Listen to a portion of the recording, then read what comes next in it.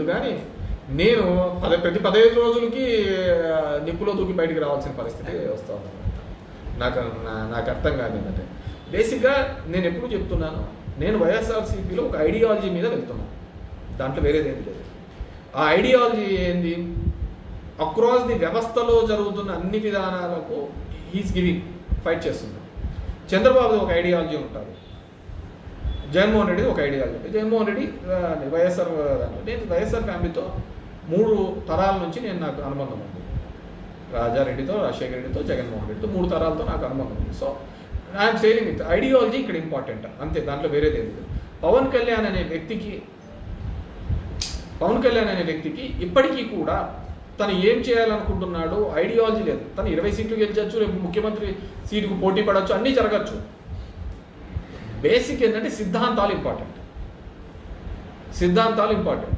ఆ సిద్ధాంతాల పరంగా ఎవరు నిలబడుతున్నారు అంటే నేను జగన్మోహన్ రెడ్డి గారి యొక్క సిద్ధాంతాల మీద నేను నిలబడుతున్నాను. సరే అది గెలుపు కావచ్చు, ఓటమి కావచ్చు, ఏదైనా కావచ్చు, నేను ఆయన సిద్ధాంతాల మీద నిలబడుతున్నాను.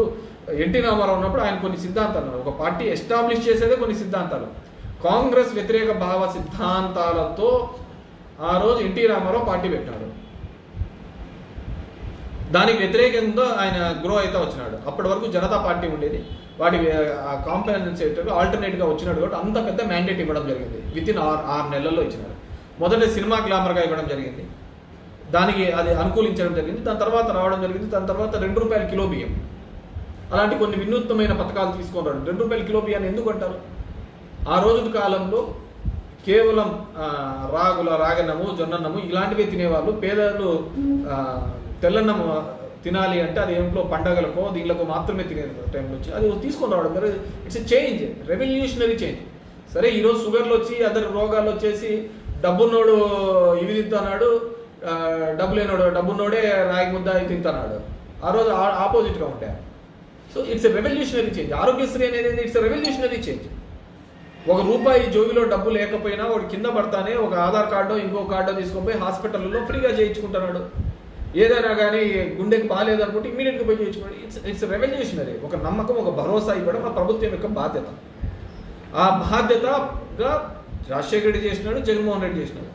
చంద్రబాబు ఒక్కటి చేసినాడని చెప్పమనండి. ఎవడో తెచ్చిన ఐటీ నేనంటాడు, ఎవడో చేసిన నాదంటాడు. 4 సంవత్సరాలు 4 టర్మ్స్ అయినాడు ముఖ్యమంత్రిగా ఆయన. ఇదే ఉమ్మడి ఆంధ్రప్రదేశ్లో కూడా ఉన్నాడు. ఈరోజు తెలంగాణకు ఆంధ్రప్రదేశ్కు అసమానతలు ఉన్నాయి అంటే ఎందుకు కారణం చెప్పండి? 83 నుంచి గత 40 సంవత్సరాల నుంచి అసమానతలు ఉన్నాయి. ఇంకా ఇప్పుడిప్పుడే ఆంధ్రప్రదేశ్ డెవలప్ అవుతుందని ఎందుకు చెప్పుకోవాల్సిన దీన పరిస్థితిలో ఉన్నాము అంటే అంతకుముందు ముఖ్యమంత్రులు చేయలేకపోవడం వల్లనే కదా.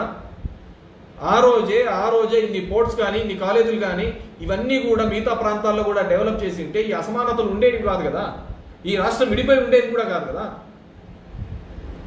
ఇప్పుడు కూడా పెద్ద తప్పు చేస్తున్నది అదే. అమరావతి అనే ఒకటే చోటనే మొత్తం పెట్టుబడులు తీసుకొని పెట్టడం అనే కార్యక్రమం చేస్తున్నారు. ఇప్పుడు మన అనంతపూర్కి ఎయిమ్స్ శాంక్షన్ అయిందండి, తీసుకుపోయి మంగళగిరిలో పెట్టినారు. ఏం అక్కడ విజయవాడ కానీ గుంటూరు కానీ ఇలాంటి కార్పొరేట్ పెద్ద పెద్ద ఊర్లు లేవా? అక్కడ పెద్ద పెద్ద హాస్పిటల్స్ లేవా? ఏం అనంతపూర్లో పెట్టి ఉంటే అదే ఎయిమ్స్ కానీ హాస్పిటల్ కానీ పెట్టింటే ఎంత ఉపయోగపడి ఉండేది ఇక్కడ పేదవాళ్ళకు. అప్పుడున్న తెలుగుదేశంలో ఉన్నప్పుడు మాట్లాడలేకపోయినారు ఒక్కరు కూడా. ఈరోజు కూడా కిలోమీటర్ ₹52 కోట్లతో పిలుస్తున్నారు అమరావతి ప్రాంతంలో. అదే 3 కిలోమీటర్లు అంటే 150 కోట్లకు ప్రతి నియోజకవర్గంలోని ఇన్ఫ్రాస్ట్రక్చర్ రోడ్లు గీట్లు అన్నీ లేకోకుండా పోతా ఉంటాయి కదా. కొన్ని గ్రామాలకు రోడ్లు లేవని చెప్పేసి కొన్ని దానిలో చూపిస్తూ ఉంటారు తెలుగుదేశం వాళ్ళు మీద ఇదని. ఒకసారే కదా జగన్మోహన్ రెడ్డి అనేది, అంతకుముందంతా మీరే ఉన్నారు కదా. మరి ఆ గ్రామాలకు ఎందుకు రోడ్లు వేయలేకపోయినారు? నేను వచ్చినాక చెప్తా, ఓబులాయనపల్లి, మల్లా కాలువ ఇలాంటి గ్రామాలకు నేను వచ్చిన తర్వాత రోడ్లు వేయించిన సందర్భం.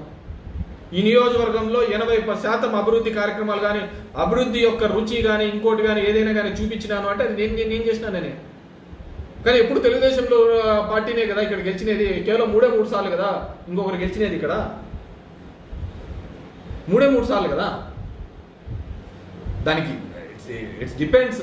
మన సమాజంలో ఉన్న పరిస్థితులు ఈ విధంగా నడిచిపోతానే అంటే మనము మంచి అనుకోని చెడ్డమనుకోని ఈ దేశంలో 2 రాజకీయాలు, ఒకటి కులపరమైన రాజకీయం, ఒకటి మతపరమైన రాజకీయాలే జరుగుతాయి. ఆ కులాల రాజకీయాలు జరిగినంత వరకు, ఆ మతాల రాజకీయం జరిగినంత వరకు ఈ దేశంలో ఉన్న కానీ ఇంకోటి కానీ పేపర్ల మీదే కనపడుతుంది తప్ప అభివృద్ధి సామాజికంగా ఆ పేదవానికి ఖచ్చితంగా ఫలాలు అనేది అందనే అందవు. ఎందుకంటే అందరికీ అర్థమైపోయింది, దేశం మీదకి యుద్ధం మీదకి వచ్చినప్పుడు కానీ ఒక యుద్ధం కానీ ఒక మతం కానీ ఈ రెండే అందరినీ ఏకం చేయగలుగుతారు. అది పైన బీజేపీకి బాగా అర్థమైంది కాబట్టి ఆ మతపరమైన రాజకీయాలే చేస్తున్నారు తప్ప వేరేదేం చేయటం లేదు. మనం వాళ్ళనేం అనేకలేదు. వాళ్ళేం బ్రిడ్జిలు కట్టిస్తాము, ఇంకోటి కట్టిస్తామని చెప్పటం లేదు కదా. గుడి కట్టిస్తామన్నారు, కట్టిస్తున్నారు. ఇక్కడ కూడా అంతే. మనం ఏం చేసినామనే కాదు కదా, ఎండ్ ఆఫ్ ది డే ఆ కులం ఆధారితంగానే రాజకీయాలు జరుగుతున్నాయి. మనం మంచి అనుకోని చెడు అనుకోని ఏదైనా కానీ మనం అందరం మాట్లాడచ్చు, చాలా నీతులు చెప్తూ ఉండొచ్చు. కానీ జరిగే ప్రతి రాజకీయం కానీ ప్రతి వ్యవహారం కానీ కులాల అనుగుణంగానే జరుగుతున్నాయి తప్ప ఈ దేశంలో మతాల అనుగుణంగా చెప్తున్నా ఇంకా వేరే విధంగా జరగటం లేదు. అదనే లేదు. ఆ విధంగా విభజిస్తానా పాలిస్తానా అంతే. That's it. ఇంకా పవన్ కళ్యాణ్ సబ్జెక్ట్ ఎక్కడో పోతుంది. ఇంకేమన్నా చూడే అంత క్లియర్గా చెప్పినా కానీ నువ్వు ఇంకా లేదంట అంటే పవన్ కళ్యాణ్తో టచ్ లేకూడదన్నారు బయట. నేను అతని సినిమా లాస్ట్లో పోయినప్పుడు వకీల్ సాబే లాస్ట్లో అతని టచ్లో పోయి చూసిన సినిమా అంతే. ఇంకేమన్నా నేను అంత నీట్గా చెప్తున్నాను. నేను ఐఎమ్ విత్ జగన్మోహన్ రెడ్డి, ఆయన భావజాలంతో పోతున్నా. ఇంకా పవన్ కళ్యాణ్కి ఒక భావజాలం అంటూ ఏంది లేదు కదా. ఇప్పుడు చంద్రబాబు నాయుడు తిరుమలలో కొవ్వు ఉంది అనే దబాతన సనాతని అని చెప్పేసి వారం రోజులు హడావిడి చేసి అసలు కొవ్వే ఆడింది, అది ఎట్లా చెప్పినావు, అది లేదంటున్నారు కదా అని చెప్పి చంద్రబాబుని ఏమని అన్నాడు అయినా చెప్పు అనలేకపోయినాడు కదా. ఇప్పటికీ చంద్రబాబు చేతుల్లో పవన్ కళ్యాణ్ ఒక టూల్ లాగానే ఉన్నాడు. పప్పెట్ అంటారు, అలాగనే ప్రవర్తిస్తున్నాడు. చెప్పు ఆయన ఆ రోజు అంతగా గొడవ చేసి అంత హైరాణ చేసిన వాడు లేదు ఇది కొవ్వు లేదంటున్నారు, ఏది ఇది తేలేంత వరకు అని చెప్పేసి లేదు. తాత్కాలిక మనకు కూడా అంతే. ఆ క్షణం బాగుంటే చాలు. అదే మనం అంటున్నాం కదా, మనం అనుకుంటాట కదా నాలుగు మీద రుచి ఉంటుంది, అది నోట్లో పోయిన తర్వాత లోపల పోయిన తర్వాత దాని రుచి కూడా తెలియదు. ఆ సందర్భం బాగుందా లేదా అని అంతే. మనకు కూడా beautiful performance, Pawan is fighting for us అంతే.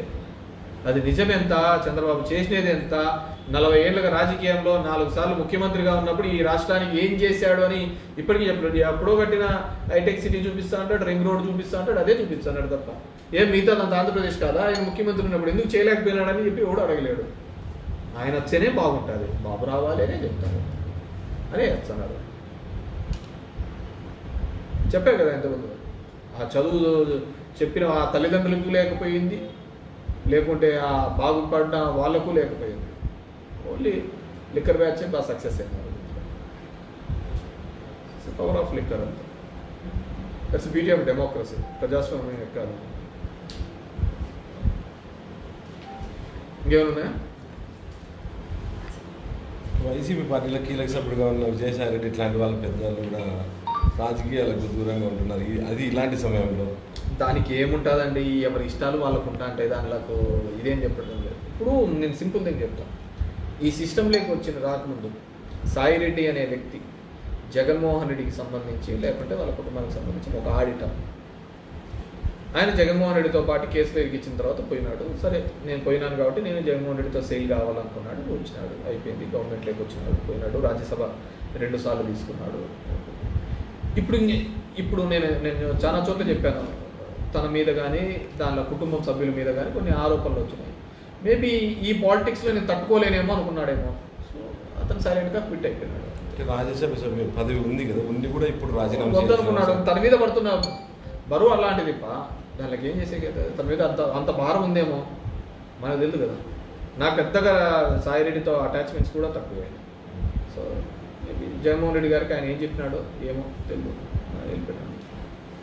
సో సార్ అతన్ని గౌరవించినారు, అతన్ని పైకెత్తుకున్నారు, అతను చెప్తే కార్యకర్తలు విన్నారు, లేకుంటే లీడర్లు విన్నారు అంటే అతను జగన్మోహన్ రెడ్డితో ఉన్నాడు అని అంతే. Jaganmohan Reddy without Jaganmohan Reddy Jayasai Reddy only auditor. నువ్వు చెప్తున్న రాజ్యసభ ఉండదు, ఇంకోటి ఉండదు. ఈ ఒకటి పక్కన ఈ పెరుగుతూ ఉంటాయంటేనే సున్నాలు పెరుగుతూ ఉంటుంది. ఈ ఒకటే లేకపోతే అన్ని సున్నాల కిందికే వస్తాయి అంతే. దాంట్లో వేరేది ఏమి లేదు. ఒకటి పక్కన ఇంతమంది ఉంటా అంటే అంతమందిగా దాని విలువ పెరుగుతూ పోతుంటుంది. ఆ ఒకటి జగన్మోహన్ రెడ్డి. దానికంటే మీకు జగన్మోహన్ రెడ్డి అనే వ్యక్తి సిస్టంలో చాలా దానిలకు జరుగుతున్న దాని మీద ఫైట్ చేసినాడు.